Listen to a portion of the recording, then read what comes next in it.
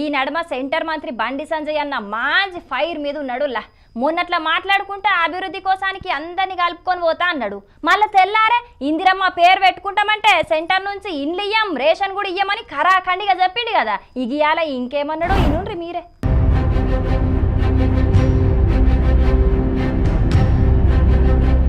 అరే మీ ప్రభుత్వం యొక్క మీ సొంత సంక్షేమ పథకాలు, మీ నిధులతో జరిగే సంక్షేమ పథకాలు అంటే మీరు ఇందిరాగాంధీ పేరు పెట్టుకుంటారా, లేకుంటే ఒసామా బిన్ లాడన్ పెడతారా, దావుద్ ఇబ్రాహిం పెట్టుకుంటారా? పెట్టుకోరు, మాకు ఏం అభ్యంతరం లేదు మాకు.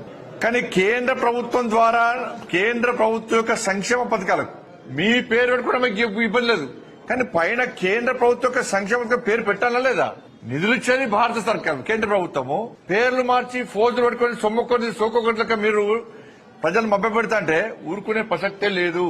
వాళ్ళ ప్రధానమంత్రి ఆవాస్ యోజన గాని, గరీబ్ కళ్యాణ్ అన్న యోజన గాని వీటిని నేరుగా రాష్ట్ర ప్రభుత్వం ప్రమేయం లేకుండా లబ్ధిదారులకే చెందే విధంగా ఇచ్చే విధంగా కేంద్ర ప్రభుత్వం ప్రయత్నం చేస్తుంది, ఆ విధంగా ఆలోచిస్తుంది.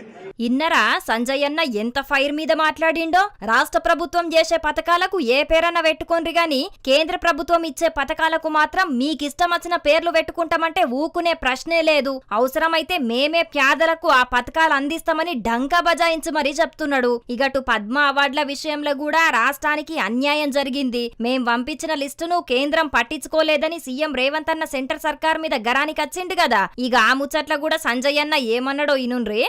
ఎట్టిస్తాం, గద్దరికి ఎట్టిస్తాం చెప్పండి అని భావాజాలం ఏంది? ఎంతమంది భారతీయ జనతా పార్టీ కార్యకర్తలను మర్డర్ చేసిన వ్యక్తులు ఆయన ఎట్టిస్తాం? మేము పక్కా అయ్యాం.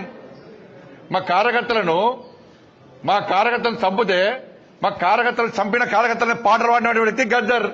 అనేక మంది పోలీసులను ఎన్కౌంటర్ చేసిన విషయంలో గద్దర్. ఎట్లిస్తాం? మీరు వంశం ఇస్తామేంది అవార్డ్స్?